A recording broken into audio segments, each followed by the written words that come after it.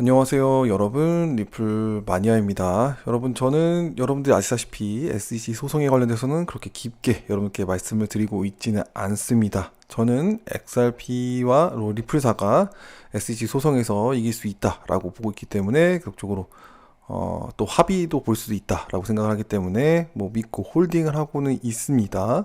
그래서 긍정적으로 보고 있고요. 단지 우리가 좀 예측을 해보는 것도 반대쪽으로 예측을 해보는 것도 뭐 해볼 필요가 있다 이렇게 생각이 듭니다. 그래서 제목으로는 제가 SEC 소송에서 리플사가 지고 또 XRP가 증권이 될 경우 XRP가 어떻게 될까라는 그런 제목으로서 여러분께 말씀을 드리는데요.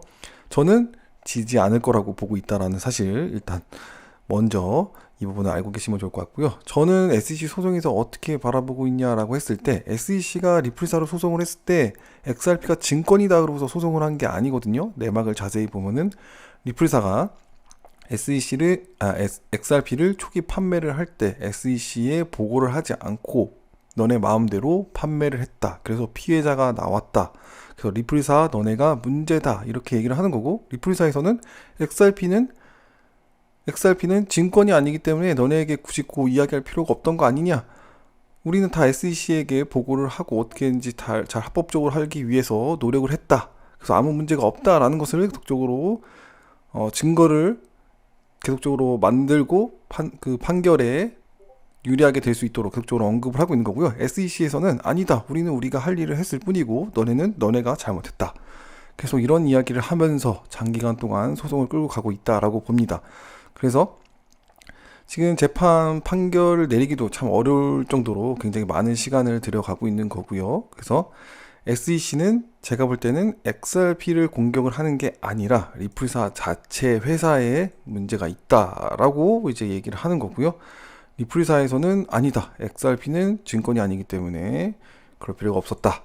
이런 것으로 계속적으로 지금 싸우고 있는 것 같습니다. 그래서 리플사는 XRP를 공격하는 게 아니다라고 하는 게 제가 보고 있는 관점이고요. 이렇게 계속 리플사가 SEC하고 말이 통하지 않고 계속적으로 뭔가 SEC의 심경을 건드리는 이런 말들을 빵영이 많이 하고 있다는 거, 이런 부분이 저는 좀 아쉽게 생각을 하고 있습니다. 그러나 저는 리플사가 말하는 부분이 전혀 문제되지 않다라고 보고 있고 소송에서는 오히려 유리하게 가져갈 수 있지 않을까 이렇게 좀 생각을 하며 지켜보고는 있습니다. 그러나 우리가 좀 생각해 봐야 될 것은 혹시 질 경우 또 XRP 증권이 될 경우 XRP가 어떻게 될 것이냐 이런 부분들도 리스크도 생각하며 갈 필요가 있다라고 하는 거죠. 그래서 일단은 XRP가 무엇이냐라고 이야기를 할 때는 XRP 레저에 대해서 잘 알고 있어야 XRP가 어떻게 될지 대충이라도 감이 올 수 있다라고 볼 수 있습니다. XRP는 바로 이제 XRP 레저가 이제 홈, 집이라고 표현을 하고요. 그 다음에 이 집에서 살고 있는 사람이 바로 이제 XRP라고 볼 수 있습니다. 집 주인이죠. 집 주인이 XRP. 그래서 XRP를 잘 알아야 XRP 레저에 대해서 어떻게 움직이는지 잘 알고 있어야 XRP가 어떻게 갈지도 대충 눈에 보일 수가 있습니다. 그래서 이제 리플사하고 XRP는 다르죠. 그래서 리플사는 기술 회사라고 이제 볼 수 있는데 페이먼트나 여러 가지 쉽게 페이먼트나 이런 것들을 만들 수 있도록 하는 그런 기술적 회사라고 표현하고 있고요. XRP는 독립적인 디지털 에셋이라고 표현을 합니다. 그래서 리플사하고 XRP는 다르다라는 거죠. 독립적이게 되어 있고요. 또 XRP 레저는 탈중앙화로 되어 있습니다. 디센트럴라이즈 퍼블릭 블록체인이죠. 그래서 퍼블릭이기 때문에 아무나 컴퓨터로 연결을 할 수 있고 XRP 레저를 활용할 수가 있습니다. 그리고 XRP도 활용을 할 수가 있죠. 근데 이제 이 디센트럴라이즈 분산화 원장된 기술을 활용하고 있다고 하는데 집중화되어 있다라고 또 주장하는 사람들이 있죠. 그런 부분이 이제 에스크로 리플사에서 많은 XRP를 보유하고 있고 XRP를 자기 마음대로 좌지우지하고 있고 가격도 자기네들이 조절하고 있다. 펌핑 덤핑을 다 리플사에서 하고 있다. 이렇게 주장하시는 분들이 있어요. 그러나 이 부분도 잘 지켜보시면은 다른 프로젝트하고 비교했을 때 전혀 문제되는 것이 아니에요. 다른 프로젝트들도 만약에 10억 개 있다. 이렇게 표현을 하면은 나머지 자신들의 개발 물량은 2억 개 놔두고 그다음에 거래소에 뿌려지는 물량은 뭐 이렇게 4억 개, 4억 개 정도 놔두고 그 다음에 나중에 천천히 뭐 플레이 투1 같은 경우에는 천천히 풀기 위해서 게임하는 사람들에게 물량을 풀기 위해 아니면 스테이킹을 하면서 물량을 풀기 위해서 뭐 만약에 뭐 6이니까요 4억 개 정도 코인을 묶어뒀다 이렇게 볼 수 있잖아요. 그것처럼 이거 약간 좀 스테이킹 개념 아니면 플레이 투1 플레이를 하면서 주어지는 어떤 그런 물량, 그 생태계에 뿌려지는 그런 물량이라고 볼 수 있듯이 똑같이 이렇게 보시면은 전혀 문제될 것이 없다라는 거죠. 에스크로에 대해서는. 그래서 리플사가 많이 가지고 있다고 이게 문제되는 게 아니라 생태계에 잘 뿌려지고 있다라면은 천천히 너무 한 번에 많은 물량이 나와서 뭐 문제가 되고 덤핑이 되지 않도록 하기 위한 어떤 조치도 될 수 있는 거죠. 그리고 또 생태계에 잘 골고루 뿌려 나가기 위한 그런 조치로서 이제 하는 거기 때문에 다른 프로젝트들도 이런 비슷한 그런 부분들이 있다. 그래서 이것 때문에 중앙화라고 볼 수 있는 것은 절대로 아니다라고 말씀드릴 수가 있을 것 같습니다. 그리고 또 뭐 그 밸리데이터들이 그 뭐 리플사가 거의 뭐 많은 부분을 차지하고 있다 이렇게 주장하시는 분들도 있는데요. 뭐 카카오톡 잘 보세요. 클레이튼 쪽 보시면은 밸리데이터들이 리플사의 밸리데이터보다 훨씬 더 작습니다. 그리고 리플사의 밸리데이터들은 거의 글로벌적으로 다양하게 흩어져 있지만 사실 클레이튼 쪽에서는 그렇게 많이 글로벌적이지는 않죠. 그래서 어떻게 보면은 중앙화된 거는 클레이튼이다 이렇게 주장을 할 수가 있습니다. 그러나 이 클레이튼도 탈중앙화라고 언급이 되어지고 있고 아무나 또 이 블록체인을 이용할 수가 있잖아요. 그것처럼 이런 탈중앙화하고 중앙화 이런 것을 잘 구분할 수 있어야 되는데 리플사는 합의 알고리즘이지면서 그리고 또 많은 밸리데이터를 보유하고 있고 또 함부로 누군가 마음대로 좌지우지할 수 없는 그런 환경이기 때문에 탈중앙화되어 있다 이렇게 볼 수가 있습니다. 그래서 조금 이제 이야기를 드려보면은 탈중앙화되어 있기 때문에 XRP가 리플사가 SEC 소송에 지고 XRP가 증권형이 되어질 경우 XRP를 사용하면 안 되거든요. XRP를 리플사에서 판매를 하면 안 돼요.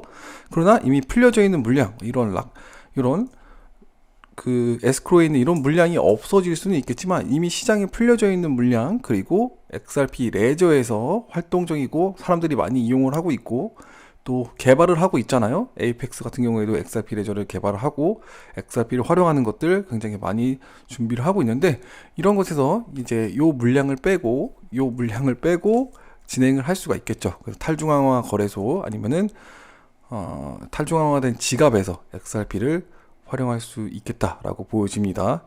제가 이거 좀 말씀드리면은 조금 더 복잡해질 것 같아가지고 정리를 좀 했습니다. 그래서 요거를 보시면은 조금 더 편하실 것 같아요. 그래서 자세히 좀 보시면은 XRP가 소송에서 지고 증권형이 될 경우 어떻게 될까 개인적으로 예측을 하는 거니까요. 일단 우리가 알고 있는 뭐 빗썸, 업비트 이런 중앙화된 거래소에서 XRP가 상장 폐지가 거의 이런 것은 유력하게 될 것으로 좀 생각이 듭니다.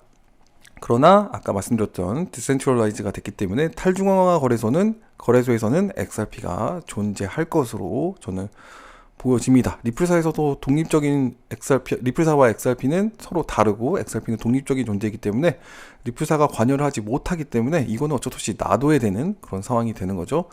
그래서 XRP가 중앙화 거래소에서 상장 폐지가 될지라도 탈중앙화 거래소에서는 XRP가 존재할 가능성이 크다. 이렇게 말씀드릴 수 있습니다. 뭐 다른 체인에서 되지 않더라도 XRP 레저만큼은 살아 있을 것이다 라고 이제 보는 거고요. 그래서 XRP가 리플사의 주식으로 IPO 상장에 관련된 이야기가 있지만 가능성은 있는데요. 그래서 뭐 리플사의 주식으로 XRP가 이제 상장이 되는 건데 이건 가능성은 있지만 현실적으로 만들기에는 좀 상당히 어려울 것으로 보여집니다.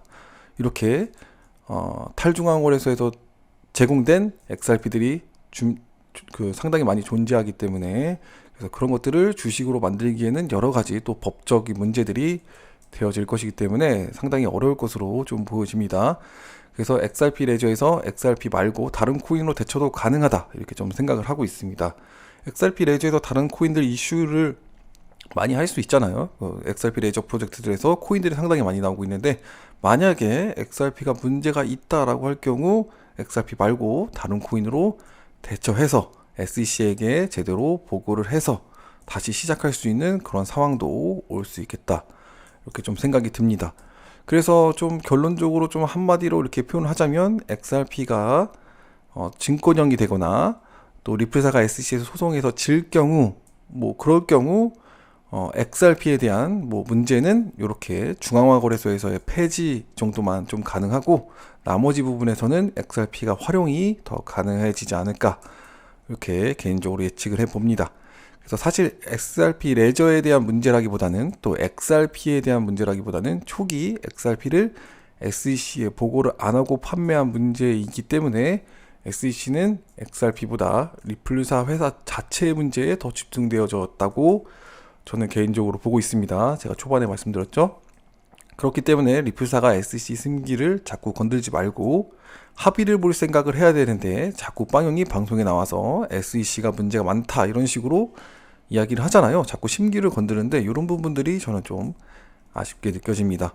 그래서 XRP에 문제가 있다면 뭐 전체 암호화폐 코인들이 문제가 생길 거 여러분 많이 들으셨잖아요. 근데 이 부분에 대해서 잘 그냥 이해만 하는 그냥 알고만 있지 이게 제대로 이해하고 있지 못하시는 분들이 많이 계시는데 결국 XRP가 문제가 있다면은 자 다른 코인들도 SEC에 보고를 하지 않고 상장을 한 경우가 되는 거기 때문에 다 문제가 있을 것이다 이렇게 보게 되는 거고요. 그리고 그쵸? 그리고 리플사가 소송에서 이기거나 합의를 볼 것으로 생각하며 XRP를 제가 홀딩하고 있고요. 뭐 긍정적으로 저도 지켜보고 있습니다. 그러나 항상 리스크는 생각해야 되겠죠. 그래서 제가 소송에서 질 경우 XRP가 어떻게 될까 이런 부분들을 조금 생각해 보게 되는 그런 것을 여러분께 말씀드렸다라고 볼 수 있을 것 같고요. 실질적인 유저들이 XRP 레저에 들어오지 못한다면 사업이 실패할 확률도 있습니다. 그래서 이 유저들이 얼마나 XRP 레저에 들어올 수 있는지 이런 개발 과정들도 잘 지켜볼 필요가 있다. 그러나 허나 이 모든 것을 감당할 만큼의 자금으로 홀딩한다면 장투로 지켜보면서 뭐 잘 되기를 바라는 마음으로 장투하며 지켜볼 그런 도전도 해볼 만하다라고 보는 거죠. 너무 많은 자금, 너무 많은 인생을 한 번에 바꾸기 위한 그런 욕심으로 인해 어떤 전 재산을 투자를 하거나 이렇게 된다면은 굉장히 어려운 그런 상황이 올 수도 있겠죠. 이런 리스크를 생각한다면. 그러나 리스크도 알고 있으면서 이 리스크를 감당할 만큼의 자금으로 어떻게 홀딩을 잘 해본다면 만약에 성공할 시 우리가 큰 수익을 낼 수 있는 그런 것들도 생각해 볼 수 있지 않을까 좀 이렇게 생각을 해봅니다. 뭐 여러분들께 도움이 되었으면 하는 바람으로 좀 말씀드리고 있는데 정리가 약간 그렇지만 한마디로 정리를 하자면 XRP가 증권형으로 판명이 나고 그 다음에 소송에서 질 경우 그럴 경우 XRP가 어떻게 되겠냐라고 했을 때 XRP는 중앙화 거래소에서 상장 폐지가 될 뿐이지 다른 곳에서는 XRP 활용할 가능성도 있고 그렇지 않다면은 XRP 말고 다른 코인으로도 대처 가능할 수도 있을 것 같다. XRP 말고 XRP 레저에서 다른 코인을 다시 만들어서 시작을 하면 되니까요. 그렇죠? 그래서 그런 부분들을 생각을 해보게 됐습니다.